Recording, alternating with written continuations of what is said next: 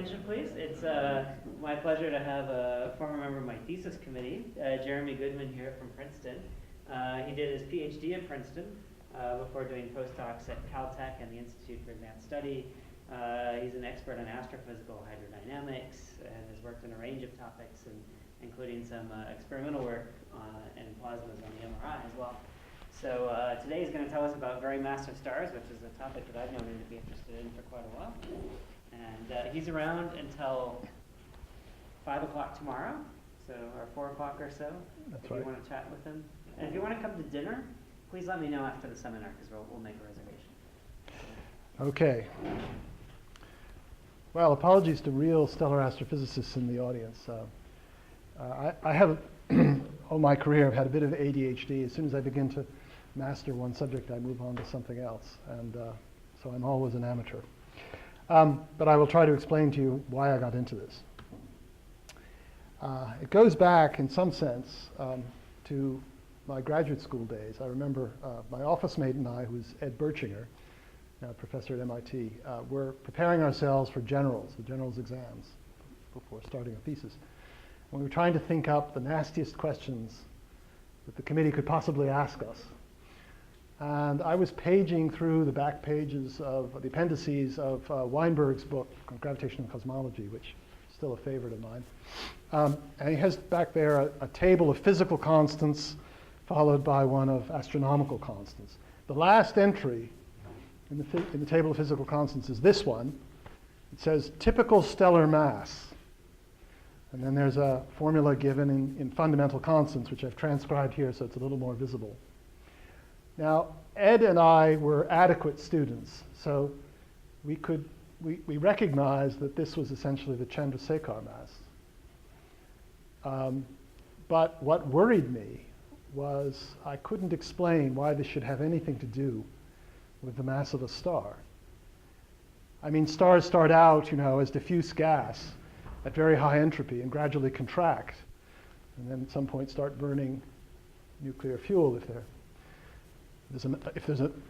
have a high enough mass, the cutoff being differing from this by some power of the fine structure constant. But how could they possibly know that they have to spend eternity eventually as white dwarfs supported by degeneracy pressure? Didn't seem it. So I understand that a little bit better now, and I'll try to explain it. Okay. So this talk is mostly going to be on the intrinsic limits to stellar mass at the high end. But let's at least have a nod towards observations. What do we know about the highest masses that actually provably exist? Well, it's a rather soft subject, hard to get very definite numbers.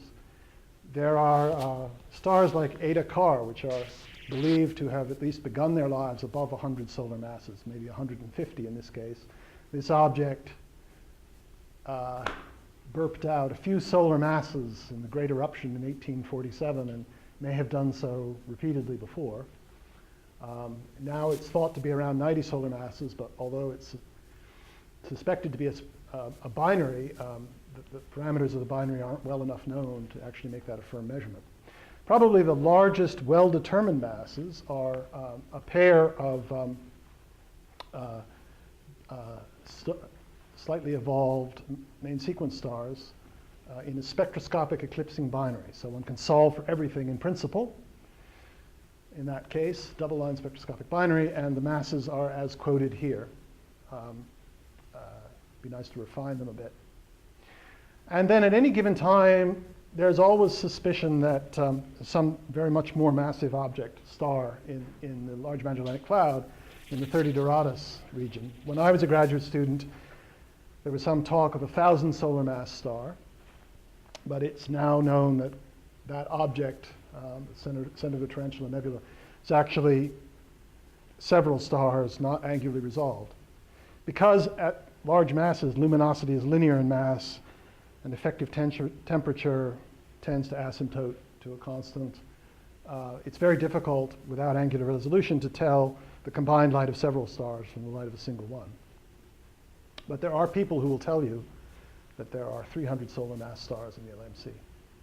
And then there are statistical arguments from looking at the mass function in open clusters, young open clusters, that for a cutoff at order 150 solar masses. But these masses may reflect the star formation process rather than the internal physics of the stars themselves. Possibly in another environment, one could get much more massive things. So I am going to spend a little time going over some old work, explaining why I think that extremely massive objects, bound objects, might form in the disks, the accretion disks of active galactic nuclei, whether you call them stars or not. And I don't intend to prove to you that this happens. I just want to suggest that it plausibly might, and gives us reason to think again about the intrinsic limits to stellar masses. So that'll take us to talking about some basic scaling relations that have been known for a century, a mass limit set by relativistic instability, which I'll just go over in a single slide. And then the recent work, the work I've done the last couple of years, high mass, realistic perhaps, high mass models made with the public domain stellar evolution code, and then the processes which may destroy them. It's probably winds actually, but I haven't really carried out that work yet, just starting to. So mostly I will talk about something which I've decided does not destroy them, which is pulsational instabilities, which also not a new subject, but I have something new to say, I hope, on the subject of how these things may saturate. Okay. My collaborators over the years in this enterprise are listed here, and the most recent work has been done with the graduate student Chris White, who is now, for his thesis, moved on to work with Jim Stone on building a general relativity MHD code. Good luck. Yan Fei also worked with me, and then with Jim. I keep losing my good students. Anyway, and Sasha Filipov, who's starting on the wind problem. Okay, so in case it gets lost in detail, in the details to follow, let me just list the main points. So first of all, from, do we have a stick or something? Yeah. Okay. All right, so there are very simple dynamical arguments borrowed actually from the theory of planet formation and simply scaled up in mass that suggest that stars should form in the outer parts of these AGN disks. And by outer part, I mean sort of the edge of what's called the broad line region at about 1,000 Schwarzschild radii, a black hole. And the characteristic mass scales, there are actually at least two of them, are quite large, larger than the masses that we actually observed in the rest of the galaxy. Then I'll remind you of the only really well-established physical upper limit to stellar masses, which is a relativistic one. Okay, and I'll say, I guess I got lost in here, a little bit about what I know about winds. It actually will come after this to date, which is mostly just adiabatic winds. And then I'll talk about pulsational instability, the linear theory and the reasons that I think that these instabilities saturate at very low amplitudes. Okay. So it's possible to show this in a couple of formulae, but I had too many slides, so I left that out. If you make an almost completely standard model for well, actually, I can't resist. Okay, let's try this out. All right.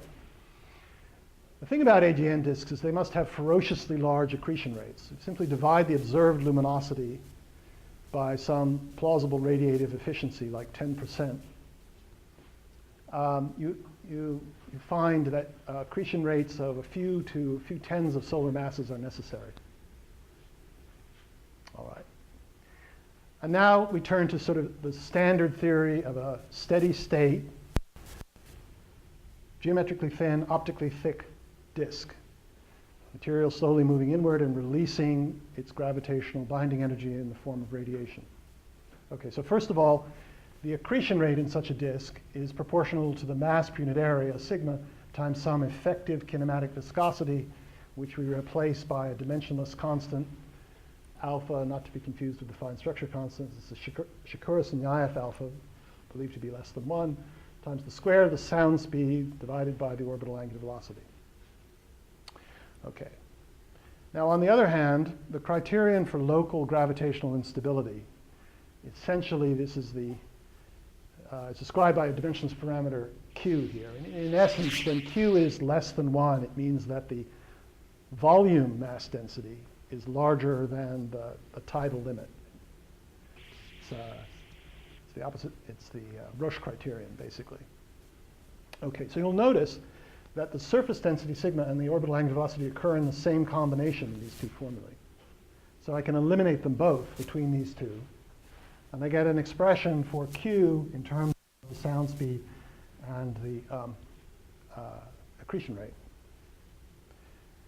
So if this is a steady state disk, the denominator here is a constant. Alpha, well, we don't really know, but we hope that it's roughly constant.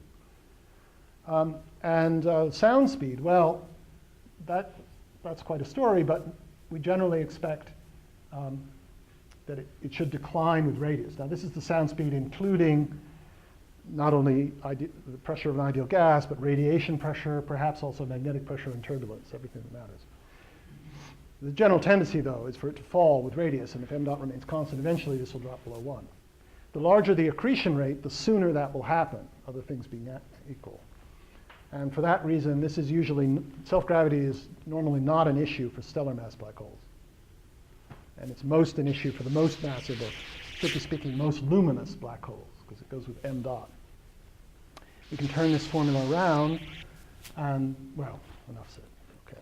When you say that it's not an issue for lower mass accretion rates, does that mean you're not willing to integrate out to the radial? Yeah, usually in a stellar, well, look at this. Usually in a stellar mass black hole accretor, there's the binary companion, which limits the radial extent of the disk. And so you never reach the self-gravity threshold. But,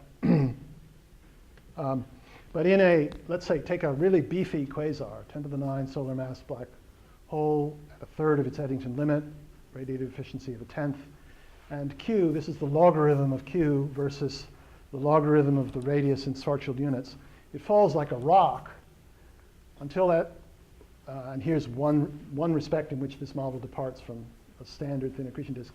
When q falls to 1, I allow alpha to rise from a nominal value of 10 to the minus 2, which is what typically emerges from MHD simulations of turbulence, up to a few tenths to represent additional transport by density waves, which are made, which are efficient in a self-gravitating disk. But the belief is that once the alpha can't get much bigger than a few tenths because the thermal time is 1 over alpha times the dynamical time, and if the thermal time gets too small compared to the dynamical time, fragmentation occurs anyway. So then Q drops again. So where this happens in Schwarzschild units depends upon the mass and Eddington fraction, but for this case, Q falls to 1 at about, I think, 400 Schwarzschild radii, and the edge of this shelf is at about 700, about 800. And this is, again, roughly the broadline region.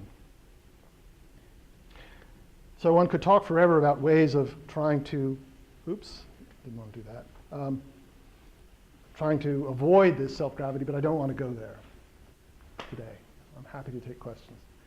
The only point of this slide is to say that if star formation, self-gravity you might expect to lead to star formation. And if stars form in this environment, it will be a very, very different environment from a giant molecular cloud. The density, for example, 10 or 11 orders of magnitude larger. Dynamical time correspondingly shorter. Temperature is too hot for dust. And so if the masses of stars depend at all on the environment in which they form, then you might expect a different initial mass function in AGN than you get in a giant molecular cloud, and perhaps a different maximum mass. Okay. All right. right, so now I'm going to take us back to, I think it was 1918, when Eddington first wrote these forms. It's pretty impressive, actually, how quickly what was then known about the old quantum mechanics and black body radiation was applied to astrophysical problems. They were even speculating about cosmological production of the elements in 1929 before the neutron had been discovered. So that's quite interesting. Some of the names have been forgotten. Anyway, so the point of this slide is demonstrate that assuming only hydrostatic equilibrium and a very simple equation of state where pressure is, degeneracy pressure is neglected, and the only contributors are an ideal gas component from the plasma and the usual radiation component. Under those assumptions, there is the product of the central temperature and the stellar radius is determined simply by the mass and fundamental constants and molecular weight. That's the point of this slide. So by dimensional analysis, the central pressure has to scale with the stellar mass and radius this way, and the central density this way. We have dimensionless coefficients, which of course depend on the density profile, but for two choices of polytropic index, these are the values. And we're most interested in n equals 3. Okay? So again, neglecting degeneracy pressure, this pressure has to be made up of ideal gas plasma pressure and radiation pressure. So if we substitute these expressions for P sub c, rho sub c, and then multiply through by the fourth power of radius, we get the so-called Eddington quartic. It's a polynomial of fourth order in this combination of radius times central temperature, with coefficients that depend only on fundamental constants and the molecular weight, mu. And just to make that point, I've expanded the radiation constant in terms of more fundamental things. Okay. So without having to know anything about radiation transfer or nuclear reactions, we can predict this product from the mass, to the extent that the density profiles are homologous. And hence, we can also predict the ratio of gas pressure to total pressure.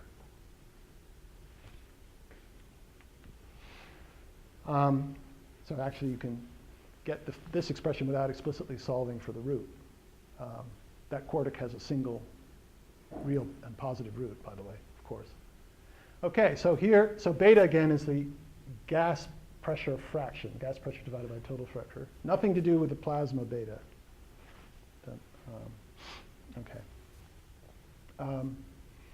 And the dimensionless factor at the back end, here's the gas pressure fraction and the molecular weight coming in.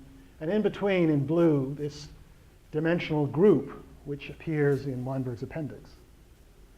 Now, when you put in reasonable numbers, the actual mass scale is a bit large. I mean, at Eddington, at gas pressure fraction of a half and the molecular weight appropriate to solar abundance, this gives you 130 solar masses. It's a bit high. But at least this physics comes into play as soon as the object reaches hydrostatic equilibrium, long before it's contracted onto the main sequence. So it has some chance of, there's some chance that the star could know about this mass scale. So beta 1, why does it look like it's near 0? Well, if you put in a solar mass here and you solve for beta, it's this 1 minus beta is on the order of 10 to the minus 5. So the radiation pressure fraction, 1 minus beta, which is the radiation pressure fraction for solar mass, is extremely small. But I'm going to be talking about the regime in which beta is substantially less than a half. And so this factor numerator is replaced by unity. Yeah, this basically, if you'd ignored radiation pressure entirely, everything would depend on this term. It would be just the usual virial theorem for the central temperature in terms of mass over radius. Say again?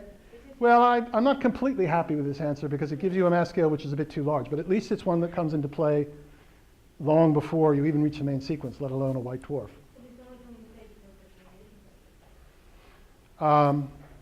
Well, I guess what it's hinting is that if you make the gas pressure too small, it doesn't by itself say that beta can't be arbitrarily small, but it does suggest that the character of the object will change as the gas pressure gets, as the mass increases. And I'll say more about that in a moment. Now, with the same simple equation of state, you can express the entropy in terms of beta and the density. So there's an algebraic dependence on, this is really one ratio of radiation pressure to gas pressure. Algebraic dependence on that, and only a logarithmic dependence on density. So when the radiation pressure fraction is substantial, when beta is substantially less than 1, most of the entropy is in the radiation field, no surprise. And that, since there's a monotonic relation between bound spherical objects and their radiation pressure fraction, that means if we, oops, sorry, technical difficulties. If we know the initial mass, I'm sorry, if we know the initial radiation pressure fraction in the part of the disk that, the innermost part of the disk that becomes gravitationally unstable, then we can, assuming that the initial instability proceeds adiabatically, a constant entropy that is, we can predict the mass that will result just from the radiation pressure fraction of the disk. And I didn't emphasize it on that slide, but for the case that I showed in that plot, the red curve was the radiation pressure or gas pressure fraction, and at the outer edge of that Q equals 1 shelf, it was about 0.2. Okay. Well, the tomb ray's gravitational instability is an adiabatic instability. Then the question, but there of course will be some cooling, so that's more on that in a bit. Okay. If you put in 0.2 in this relation, you get 1,000 solar masses. So, you know, if the disk were really like that, you would, the one that I described for this 10 to the 9 solar mass black hole, you would expect objects of this mass, if it becomes self-gravitating at all, if the disk extends far enough, out to 800 Schwarzschild radii, whatever it was, you would expect the initial fragmentation mass to be something like this. Well, it goes like 1 over beta squared. So it is pretty sensitive. Beta will vary quite a bit, over 10 to the 7, 10 to the 9. It varies, I forget the dependence. I think roughly is at the radius where the disk first goes unstable, I think it's like a square root dependence. Actually, I forget. I have it from somewhere. But yes, for a 10 to the 8 solar mass black hole at the same Eddington fraction, beta will be more like 0.7, I think, and you get a mass just over 100 or about 100. Okay. All right. So I said that I was borrowing these dynamical scalings from the theory of planet formation. Now, the modern view is, and I think I agree with it, that the planets we know did not form by gravitational instability, because the disks that we observe around young stars are not massive enough or not cold enough to be self-gravitating. Possibly they were more massive, surely they were more massive and colder in an earlier embedded phase, but that probably results in brown dwarf or stellar companions, not Jovian planets. But there's a second mass scale which comes into play once by any mechanism you formed a seed mass and allow it to accrete from the disk. And this is called the isolation mass. And basic idea is imagine that your seed accretes all the material in an annulus, from an annulus of the disk, whose radial width is comparable to the Hill sphere of the object. Hill sphere is another term, roughly speaking, for Roche radius. And then set the mass of the object equal to the mass of that annulus that it swept up. You can then solve for the implied mass, and it goes like the 3/2 power of the disk mass interior to the orbital radius of the object, divided by the square root of the central mass, which in the case of planet formation would be a star of roughly 1 solar mass, and in our case would be this massive black hole. And this argument scores 2 successes when applied to protoplanetary disks. First, if you start with a typical gaseous T Tauri disk with a mass of about 1% of the solar mass. It predicts a mass scale of 10 to the minus 3 solar masses, which is about right for a Jovian planet. Now, I should say that there are other ways of getting that mass scale in such disks. So this is not quite this simple. And in fact, I think in the original application of this formula, people were thinking about not a gaseous disk, but the disk that would result from removing the gas and leaving only the refractory elements, which are typically about 1% by abundance. So then you have a mass, a rocky disk, or maybe rock and ice, of 10 to the minus 4 of the solar mass, and the implied isolation mass is 10 to the minus 6, and this is about the geometric mean of the Earth and Mars. It's a good scale for a terrestrial planet. Okay? If you just apply the same reasoning to an AGN disk, it turns out that, again, inside the edge of the broadline region, the disk has about 1% the mass of the central object, which means it doesn't have enough material to grow the black hole for a saltpeter time. And again, the isolation mass is about 10 to the minus 3 of the central mass. But now that means, because the central mass is 10 to the 9 or 10 to the 8, we get 10 to the 5 to 10 to the 6 solar masses. A really huge mass.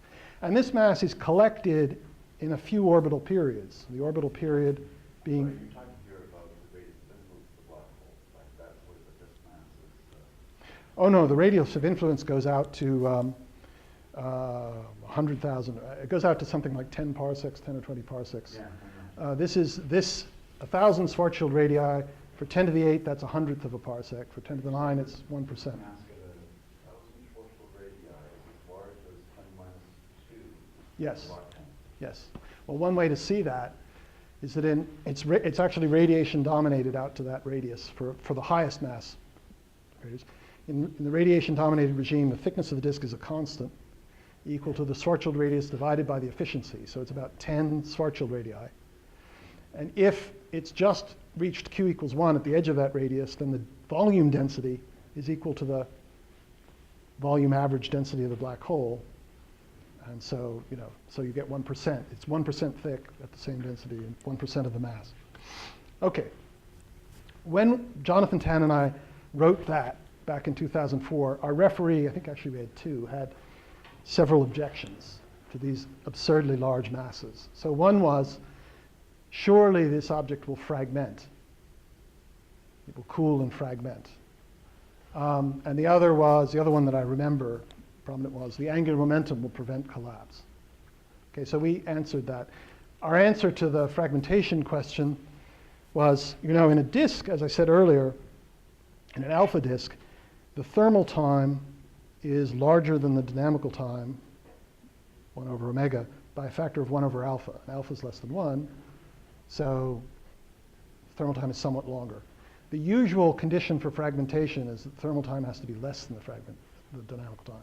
This is usually almost always the case in giant molecular clouds, because cooling by dust and by CO lines and dust is quite efficient until you get a very dense core. And so fragmentation is easy, and the main problem is to explain why fragmentation doesn't proceed further. But in this environment, the thermal time starts out longer than dynamic time, at least by a factor of a few, and as the object contracts, the dynamical time gets even shorter compared to the thermal area. And furthermore, because the objects are close to n equals 3 polytropes, a small loss of heat can result in a large change in radius, because internal and gravitational energy are almost balanced. So we said all that, and I don't remember quite what we said about the angular momentum problem. But anyway, so a few years ago, and a very sort of delayed response to the referee, I worked with Yanfei Zhang, who's now an Einstein Fellow at CFA, to do two-dimensional shearing sheet simulations of this. Very similar to Charles Gammy's 2001's work, but with a more realistic equation of state that included radiation pressure and some prescription. These are only 2D simulations, that is to say, radius and azimuth. So we had some prescription for the vertical self-gravity and for the heat loss per unit area based on radiative diffusion. And sure enough, we got initial fragmentation at a few hundred solar masses when we put in the appropriate surface density and so on. And And at the end of our simulations, essentially all the mass was incorporated in one object. But this is a local simulation, not a full disk, so the final mass was less than the predicted isolation mass, limited by the mass available. We learned two lessons which we should have anticipated from this, but in fact didn't. So number one lesson was this rule of thumb that fragmentation only occurs when the thermal time gets to be less than, say, 3 times the dynamical time. That's a rule enunciated by Charles Gammy in 2001, but he used a very stiff equation of state. And the equation of state for something radiation dominated is quite soft. So we had cases where this fragmentation occurred even though this product was something like 50. That was one lesson. And the other lesson, it's quite annoying, numerically these simulations are extremely challenging because the objects that form have nearly zero energy in the sense that most of their internal energy is in the form of radiation, and which almost cancels the gravitational energy. And as you vary the radius of the object, that balance almost holds. So the only thing that's really holding these objects up from collapse is the gas pressure fraction. So if you make small numerical errors in your simulations, you can completely change the fate. God, we noticed that we were doing simulations with Zeus, and we had not movies, but occasional snapshots. We would see a fragment, and we looked sometime later, and it was gone. And it turned out it was just systematically positive energy errors. So we've since come up with a way to conserve energy exactly, including self-gravity, but I only know how to do that in 3D. So someday we'll do this in 3D. Okay. Yes? I have a question about merging those trunks. Yeah. Is that obvious to see why they're scattering each other? Yeah. No, it isn't obvious, and this is another important difference. Merging is too easy in 2D. There are several reasons to want to go to 3D. One that I just mentioned. Another is what you raise. Objects can miss each other. And the third is only in 3D could we really have magnetorotational instability at the same time, which might be important, and thermal instabilities and so forth. Yeah, all kinds of reasons to go to 3D, but it's going to be really hard for all sorts of reasons that I'd be happy to discuss later for you code jockeys. Maybe I'm wrong about that, but it looks to me like it's going to be really hard. Okay, so all of this leads to this question,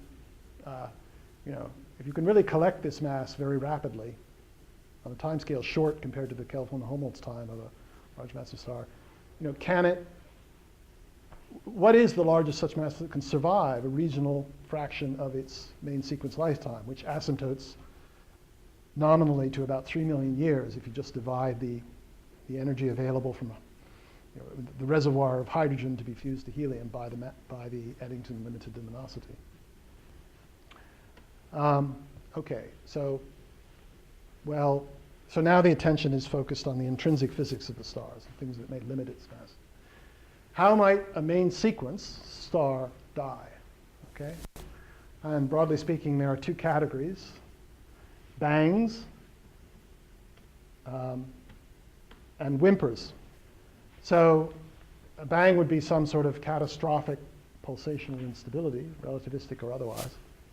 And a whimper would be a vigorous wind which gradually whittles the star down on a time scale which is short compared to 3 million years. What I'm going to tell you in the rest of the talk is that I think as long as the mass is less than 10 to the 5 or 10 to the 6, it's not a bang. But very likely a whimper, but I haven't fully worked this one out. Okay. This is the way the world ends. This is the way the world ends. This is the way the world ends. Not with a bang, but a whimper. Okay. Okay. So more of this, these so-called beta models. This we've seen already. If one fixes the central temperature on the grounds this is supposed to be a main sequence object with equilibrium between nuclear production of heat by nuclear burning in its core and losses at the surface, And those reactions are exponentially sensitive to temperature. If one fixes the central temperature at some value, say 30 million degrees, but maybe it should be 60 million, then by those previous scalings, radius has to go like the square root of mass, because central pressure goes like m squared over r to the fourth, and central pressure is basically the fourth power of temperature, if it's radiation dominated. Luminosity goes like mass. Kelvin-Helmholtz time, defined as binding energy divided by luminosity, asymptotes to 3,000 years. And effective temperature asymptotes, because luminosity is linear in mass, and so is surface area, to a value just a bit less than, or on the order of 10 to the 5th degrees. Okay? Those are the naive scalings that one would expect. Now, observationally, you may well see a lower effective temperature because most likely there's a optically thick wind, so the actual photosphere occurs farther out. And how that scales with mass, I don't yet know. Okay, so one page on relativistic instability. One thing that doesn't asymptote to a constant is the gravitational potential at the surface. If radius goes like square root mass, then so does the redshift at the surface. All right, so as the redshift gets larger, relativistic corrections start to become important, and relativistic gravity is stronger than Newtonian. So you have an object which is radiation pressure dominated. In Newtonian gravity, it's very squishy. It can be close to equilibrium over a large range of radii. If you make gravity a little bit stronger, it can collapse. And the margin of stability to collapse basically depends on the difference between the adiabatic index and 430. Scales when this difference is small, like the gas pressure fraction over 6. And that goes like an inverse square root of mass. So if you equate these things, one going like the positive, that should have been the square root of mass, I apologize. One going like the positive square root of mass and then the negative, you get a mass scale of order 1,000,000 solar masses. And if you do it more carefully and put in a slightly higher central temperature, 60 million degrees, which is probably more appropriate, you get a mass scale on the order of 10 to the 5. Now, if you put in rotation, which acts a bit like an additional gas pressure component, then at the mass shitting limit, you might be able to go up to 10 to the 6. So this, I think, is a firm limit. Okay. So now I'm going to move on and talk about more modern models for these very high masses. So MESA is this wonderful public domain program for doing stellar evolution. So any idiot like me now can make his own stellar models. It's very minimally documented, I must say, inside the code, though. So if you want to change the code, it takes some effort.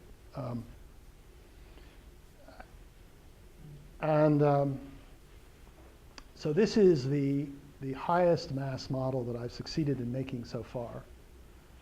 I think I can go beyond this now, with what I understand, but I need to change the boundary conditions. It wouldn't converge with the standard boundary condition beyond this point, and I had to sneak up on this mass. Did you do this without editing the code? Yes, I did this without, this I made without editing the code. I just used, it has an enormous number of switches in it. But I did not actually touch the atmospheric boundary condition routine yet. That we want to do for the wind project. All right, so this is, in the blue curve is the logarithm of the density in CGS units, and the red curve of the temperature versus mass, radius on a linear scale in solar units. And all but 10 to the minus 4 of the mass is in this to the left of this region. And this is pretty much what you would expect from Sir Arthur Eddington, 1918, with the additional condition that the central temperature should be 30 million degrees. It's actually 50 million, or 48 million, I think, in this model. Okay, that's the dashed line.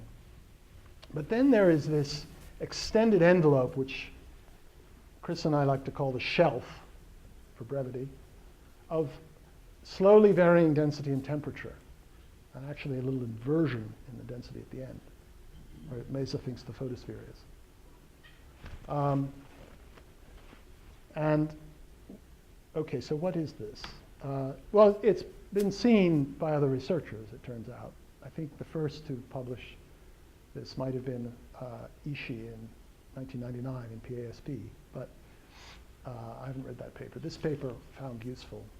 So these people were making hydrogen-free models of Wolf-Rayet A stars.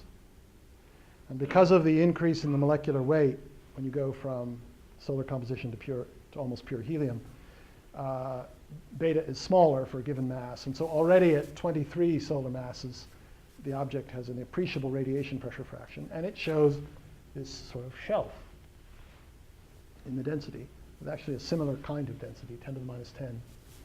And this is radiation pressure. Now their explanation was that, all right, the object, the luminosity coming out of the core is already close to maybe half of and for this model, 7/10 for the model I showed you from MESA, the Eddington limit based on electron scattering. But the opacity is a function of density and temperature. And there is at solar abundance, or above, and if I haven't said it already, that's relevant because quasar accretion disks appear to be at least solar abundance. Maybe some people would say 5 or 10 times solar abundance. Though that's not terribly well measured. It's an indirect argument. Anyway, solar abundance. There is a peak in the opacity at around 100,000 degrees, apparently due to iron, though I have to admit I haven't dug into it. This is what these people say. They say it's iron. So their explanation is that the trajectory of this model in the density temperature plane follows a contour of constant opacity. The opacity remaining below the critical value at which the luminous flux that's emerging from the core would push the material outwards. Okay? So that's a very nice explanation. It doesn't quite work for our model because this is the actual run of the opacity in the MESA model. So the core stops, this is high temperature, low temperature. So the core stops somewhere around here.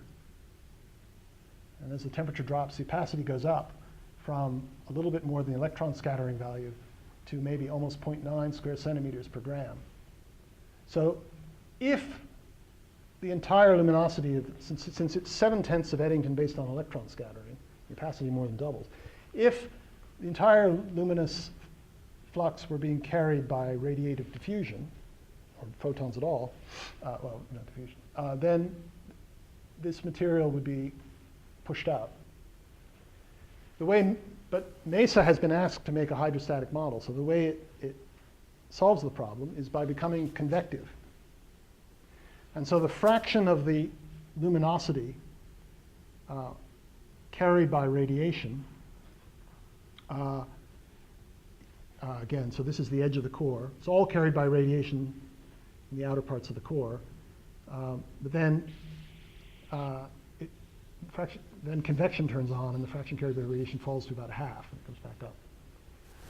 So, so it isn't following a locus of constant opacity, but still we get this shelf. Now the question is, if we had not insisted on a hydrostatic model, would we have got this convection, which by the way is quite inefficient and extremely violent? According to MESA, the velocities here are hundreds of kilometers a second, convective velocities. Or would we have got a wind?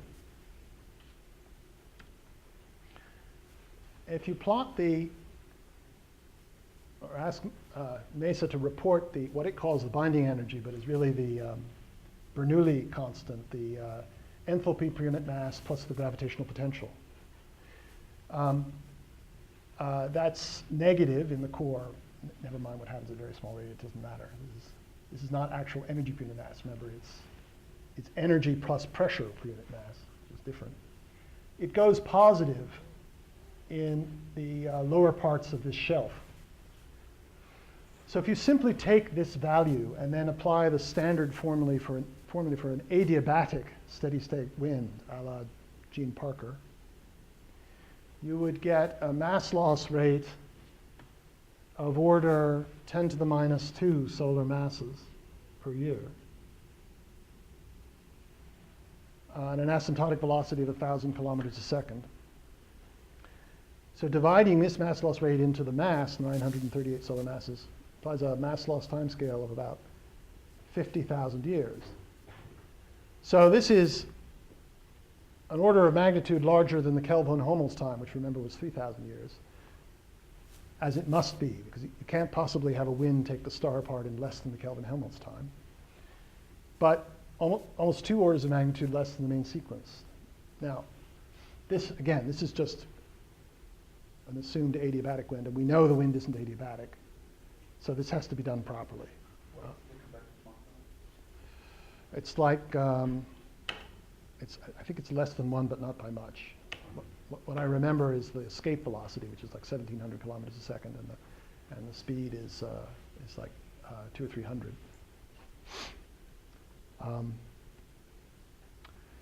Another thing you get out of this adiabatic wind model is the prediction that the electron scattering optical depth at the sonic point should be of order several hundred. So I think this could be even, presumably the non-adiabatic wind, if it doesn't fail, would also be quite optically thick, so that it could be done more simply than the methods that are used for O-star winds. It's not line driving, it's just good old radiative diffusion, I think, I hope. Anyway, that's what the student's going to do. Okay. So in the last 10 minutes, I'm going to try to tell you why I think radial pulsations, which may or may not be linearly unstable in these stars, even if they are unstable, will not destroy the star. Okay.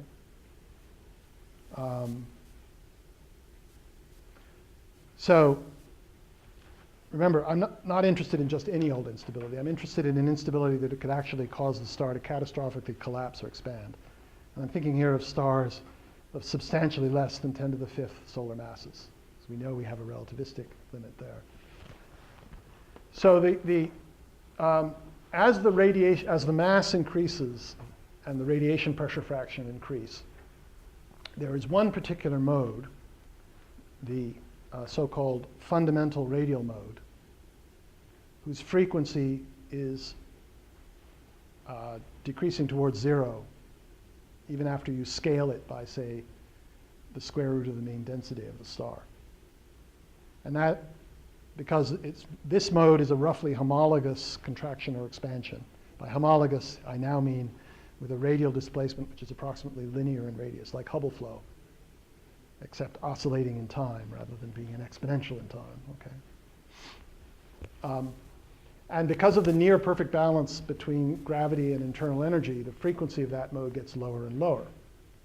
So for this 938, should have been 38, solar mass model, the period is just about 10 to the 5 seconds. And it would scale relative to the dynamical frequency as mass to the minus 1/4. Okay. Now, as everybody who's ever taken a stellar structure class knows, the mechanisms which drive radial pulsation, or mechanism, in Cepheid variables and RR Lyrays is a thermal one. Essentially, the free energy source is the flow of heat from the center to the surface. And if you assume an initial oscillation in this radial fundamental mode, the heat content of the star is modulated with the phase over the oscillation cycle in such a way as to trap heat in the star when it's compressed and the temperature is above average, and to release heat when it's expanded and the temperature is below average. So it's a Carnot engine, and it gradually converts heat to mechanical work. And the heat content can be changed in one of two principal ways, either by modulating the reaction rate in the core or the opacity at the surface.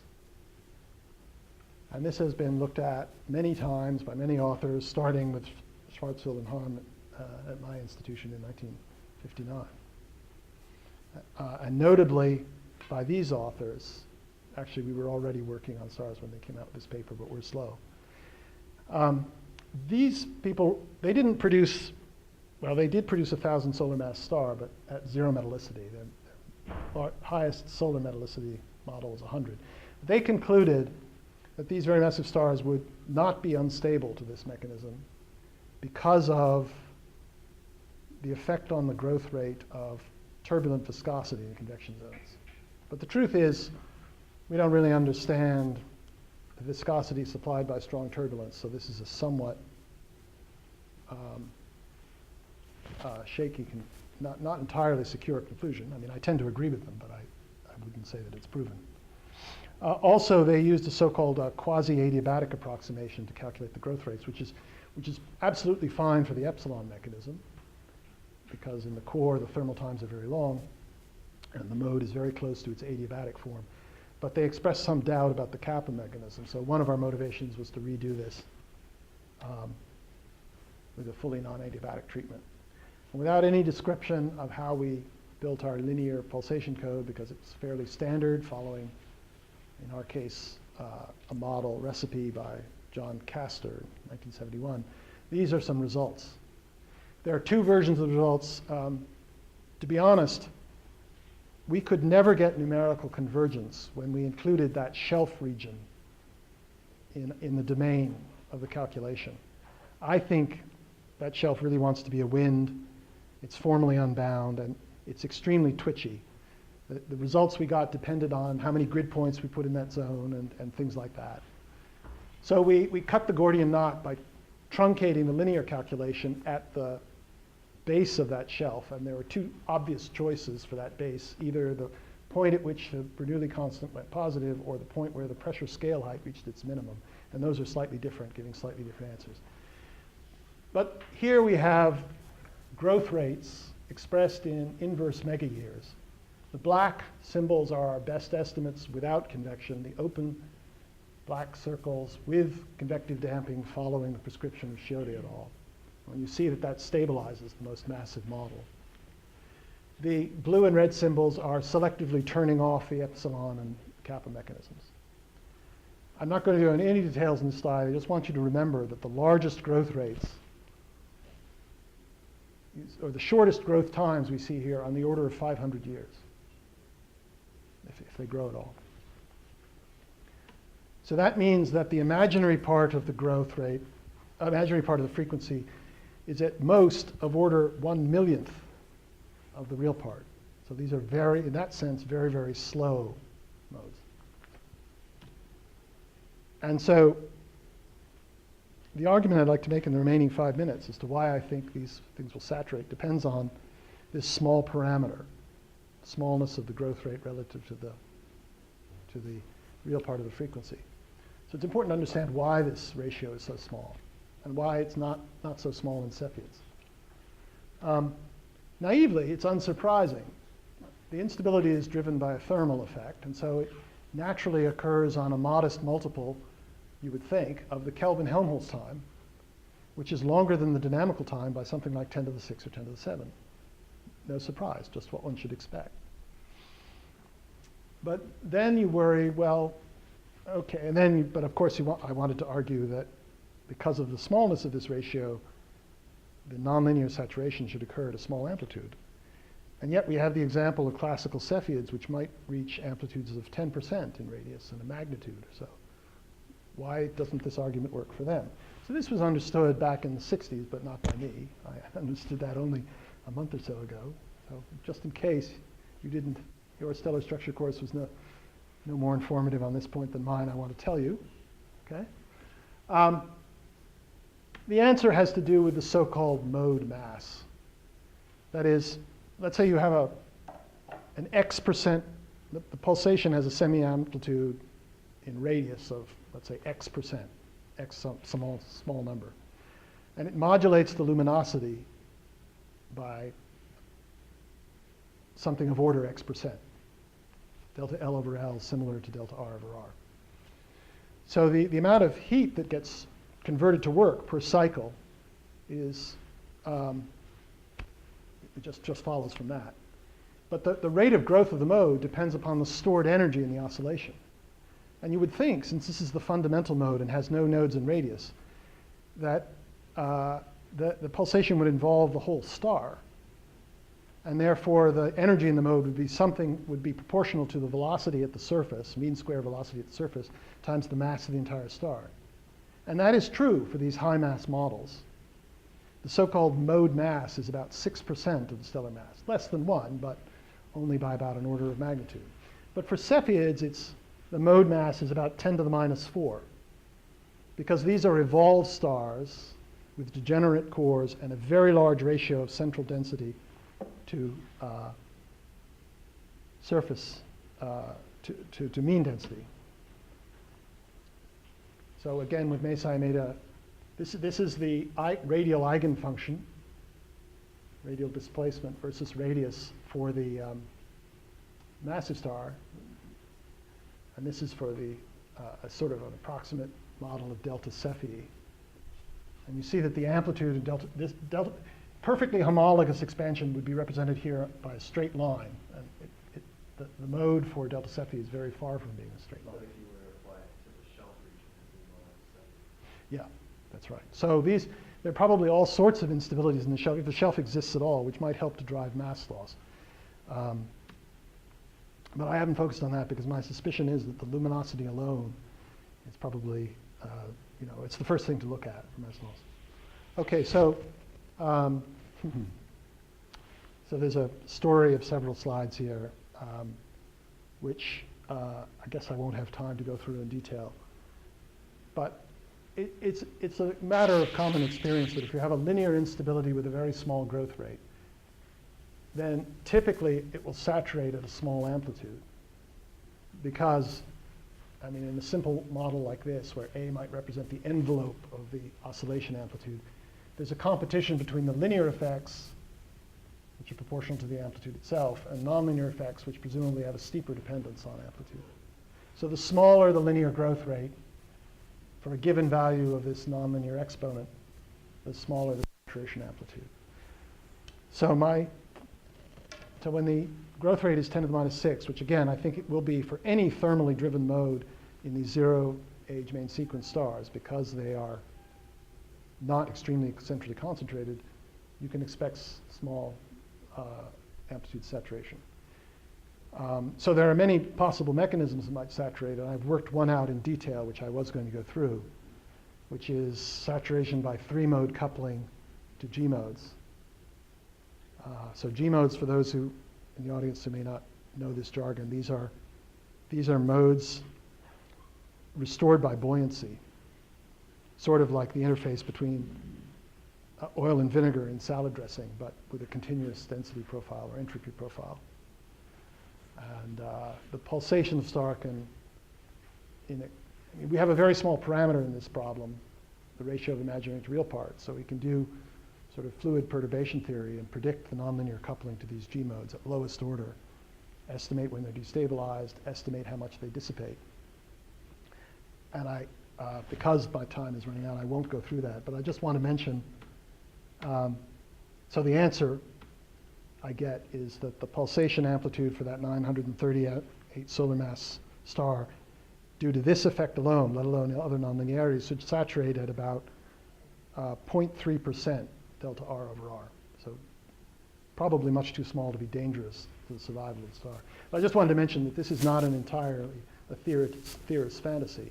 I mean, this destabilization has been studied in the laboratory. I found this nice experiment. I put a tank of water with sodium salt, sodium nitrate, not chloride, added to produce a smooth gradient of density, 10% density difference between the bottom and the top. And put it on a platform which could be oscillated vertically, and had some sheets of dye. So you could see the internal waves being, that's what geophysicists call them, astronomers call them G modes, internal waves being destabilized by this oscillation. Actually, the ancestor of this experiment was first done, I'm told, by Maxwell, but that was for surface waves, not for a continuous density profile. So again, there are many other nonlinearities that might come in, but this is an existence proof that it's possible to saturate. So I will, I'll end there, but just to repeat the main points. There are reasons to expect that very large masses can be assembled in AGN disks. And the question as to how long these very massive objects might be able to live is still open. Okay, I'll end there. So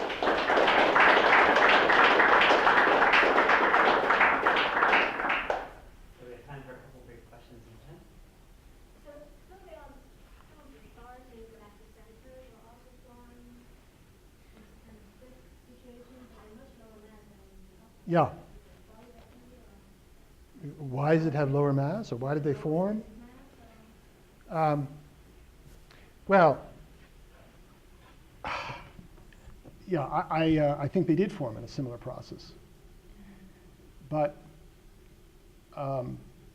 let's put it this way. At the low mass end, there's nothing obvious that prevents formation. If you simply allow the disk to extend farther, even sorry, for those who don't know, the black hole at the center of our galaxy has a mass of roughly 4 million solar masses, and there's a population of stars which appear to have formed less than 10 million years ago. Includes what are called O and B stars, main sequence O and B stars, and some Wolf-Rayet stars there. And there's a dispute about how those things formed. Some people take the point of view they couldn't possibly have formed so close to the central black hole because the tidal fields are too strong. I think that's nonsense. And they want to form them farther out and bring them in.